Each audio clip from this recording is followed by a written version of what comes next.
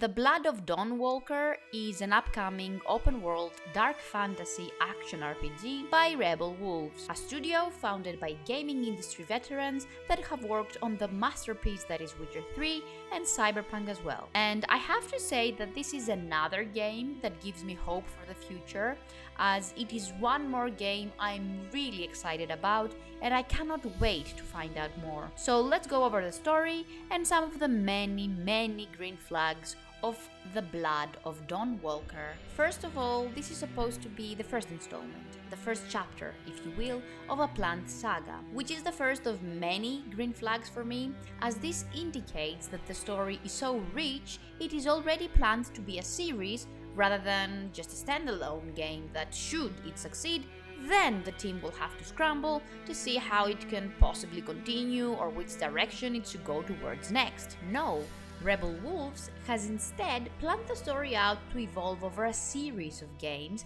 which couldn't be better in my humble opinion, as this gives them both the time and flexibility they need in order to enrich their lore, their characters, and game as a whole over time. Plus, it shows that the story is carefully planned and thought out as well. The game is set in 1347 AD, in the fictional kingdom of Vale Sangora, somewhere in the Carpathians, so central to Eastern Europe during the 14th century essentially. During this time, humanity is facing many problems, including conflicts, the Black Death, famine, and to top it all off, vampires and other creatures of the night who seize this moment of human weakness and chaos as the opportunity it really is. So they come out of hiding and take over the human world. Brancis is their leader, and once they take over and rule over humans, they impose blood taxes on them, meaning that each week they all convene at the church for a blood mass, and all citizens, no matter their age or health state,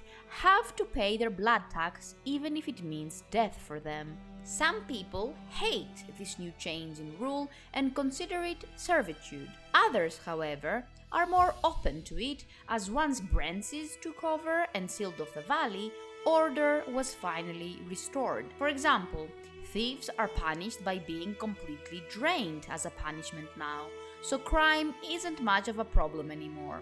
Brancis is also supposed to be the main antagonist in the game, and he and his group are all trying to take over the world. But some people are now in favor of that happening because Brancis has restored order. And I love the potential moral dilemmas that this dichotomy will surely create for the player, because who do you side with? Going back to freedom with a high chance of plunging back into chaos and anarchy, or paying a blood tax and letting an oppressive dark species take over the world in exchange for law and order? Cohen, on the other hand, is our young protagonist who, as we saw in the cinematic trailer, is just trying to save his family. His bond with Lunka, his young sick sister, is said to be one of the core plot lines the game will revolve around. But let's go back to Cohen's family for a bit, because Cohen's entire family ends up in the dungeons of the Vampire Lord. Cohen's ultimate mission now is to save them, of course,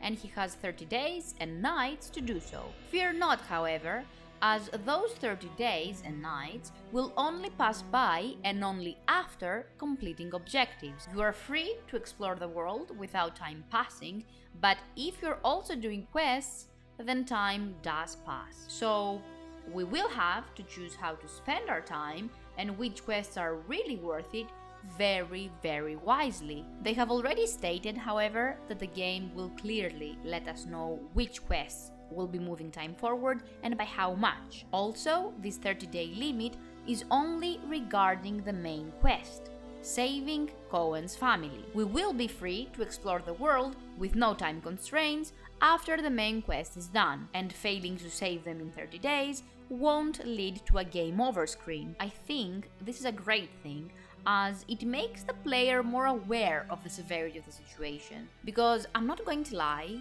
while I adore The Witcher 3, having Geralt in cutscenes where characters are saying and repeating that time is of the essence and we need to find Ciri as soon as possible, but then you're free to explore literally the entire continent at your leisure, while at the same time playing Gwent without a care in the world really takes you out of that, oh my god, we need to find Ciri right now feeling really quickly.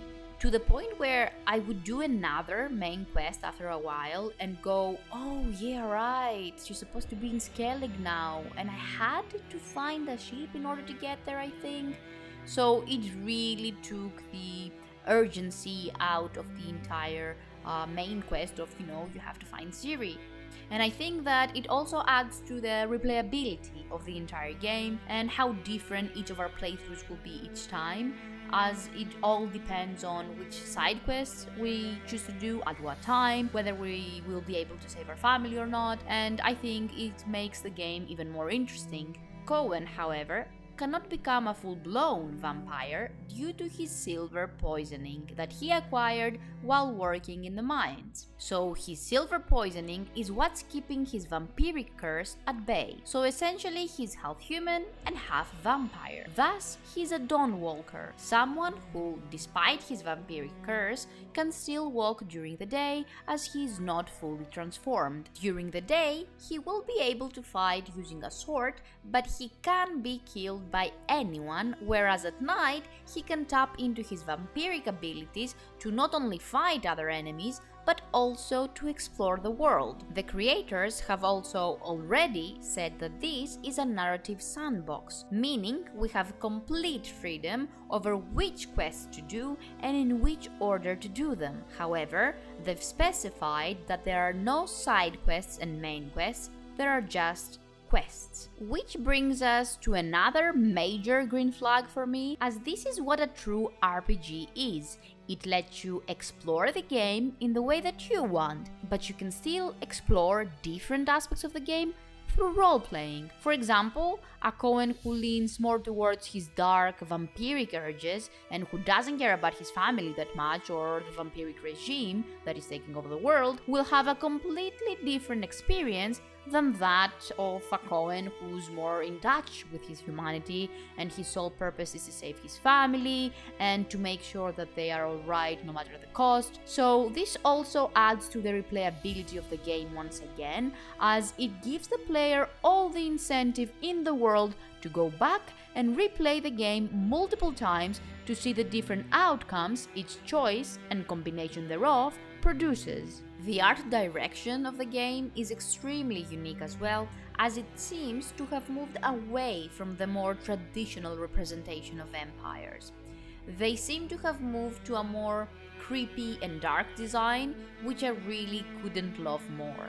So far, we know that the older a vampire is, the more teeth they will have. The reason they need so many teeth is because that is how they can create new vampires. So essentially, they pull out one of their fangs and then proceed to drive it into their victims' hearts in order for them to transform. We also know that magic in this universe will not be just flashy fireballs and flashy lights going everywhere, which is the traditional way of visualizing and representing spellcasting in most games. Lastly, the world building is absolutely phenomenal as well. Blood Hunger is one of the systems that has been revealed so far, and it is a literal game changer. Cohen will have to feed during the game. If his blood hunger is not satisfied, however, he could lose control and feed on and unalive one of the characters in the game. And we have already been warned that it won't be just a random NPC, but a character we care about. Francis will also take note of what Cohen is doing and how he's interacting with the world, and he will pass edicts to hinder our path based on how we've chosen to interact with the world around us. If we are helping the resistance, for example, there's a chance he will set up military checkpoints in the city, which is yet another green flag, as this RPG will have us making choices with actual consequences that could be extremely devastating for both the player, but the world state as a whole as well. In summary, everything we know of so far screams of a very well made and carefully planned out game that I, for one, cannot wait to dive into and explore. We are compassion.